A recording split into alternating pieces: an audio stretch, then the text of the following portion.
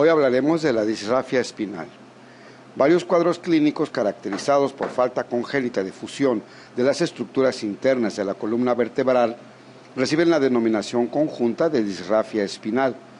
Tales manifestaciones del estado disráfico forman un abanico clínico que comprende desde las anomalías óseas ocultas, asintomáticas, por ejemplo la espina bífida oculta, hasta las formas más graves e incapacitantes de malformaciones congénitas de estas estructuras en la columna vertebral, por ejemplo el meningomielocele, pasando por lesiones cutáneas de importancia poco más que nada estética, como son los lipomas o angiomas subcutáneos.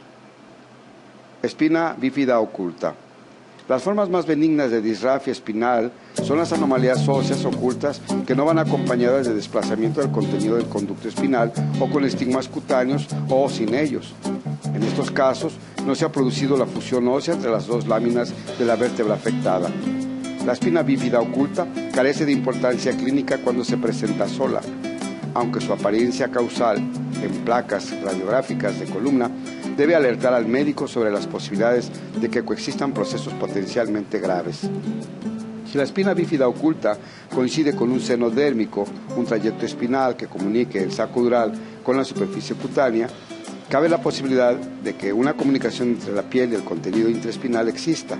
En consecuencia, no debe explorarse un trayecto sinusal ubicado en cualquier posición a lo largo de la línea media posterior, dado el riesgo de provocar meningitis. Los senos dérmicos situados por encima de la región sacrococcígea deben extirparse quirúrgicamente. Puede no haber signos clínicos indicativos de espina bífida oculta o quizá consistan en lipomas subcutáneos, mechones de pelo o angiomas. Espina bífida abierta. Los procesos disráficos en los que existen manifestaciones patentes de defecto óseo subyacente se denomina espina bífida abierta.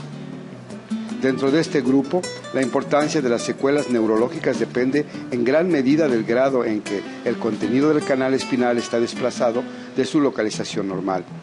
En este caso, el meningocele, la forma más benigna de espina bífida abierta, el tejido que solo sobresale es un quiste meningio carente de elementos neurales. A menudo es posible extirpar un meningocele totalmente y cerrar el defecto mediante un injerto de duramadre, seguido del cierre de la aponeurosis y de la piel.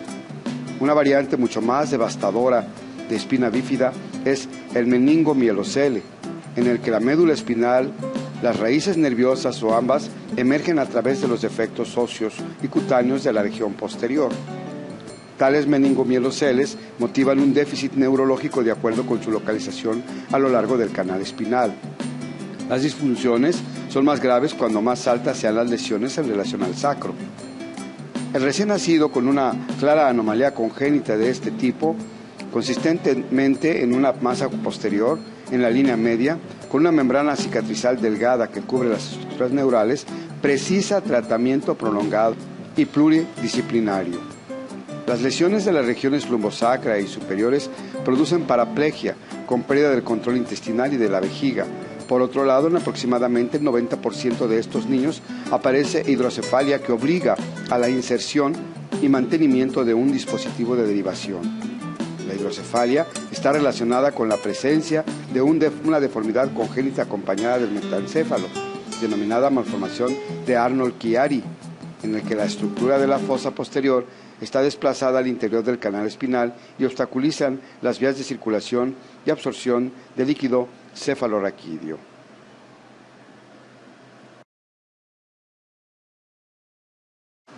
Técnica de derivación en hidrocefalia.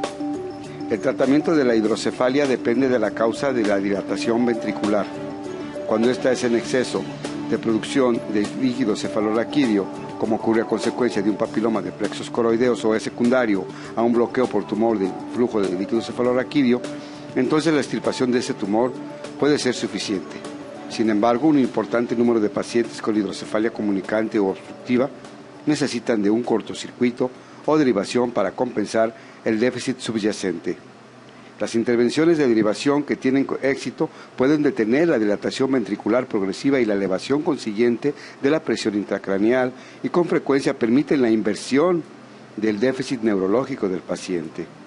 Cuando existe hidrocefalia comunicante, el dispositivo de derivación se inserta en cualquier punto del espacio subaracnoideo o del sistema ventricular, dado que la derivación del líquido en cualquiera de las cavidades descomprime el resto de las regiones del sistema nervioso central que contienen líquido cefalorraquídeo. Si hay hidrocefalia obstructiva, el origen de la derivación depende de la localización de la lesión obstructiva. La mayor parte de las operaciones de derivación comprenden la colocación en el asta anterior del ventrículo lateral de un tubo o catéter ventricular para que se conecte con la vía subcutánea a la aurícula derecha o a la cavidad peritoneal. Aquí apreciamos la cánula insertada en el asta anterior del ventrículo lateral a través de un orificio de trepanación en el cráneo.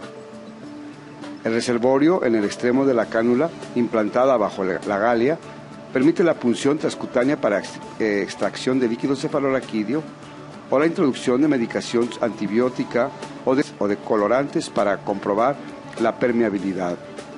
Aquí vemos la válvula unidireccional regulada por presión, colocada subcutáneamente para evitar el reflujo de sangre o de líquido peritoneal y controlar la presión de líquido cefalorraquídeo.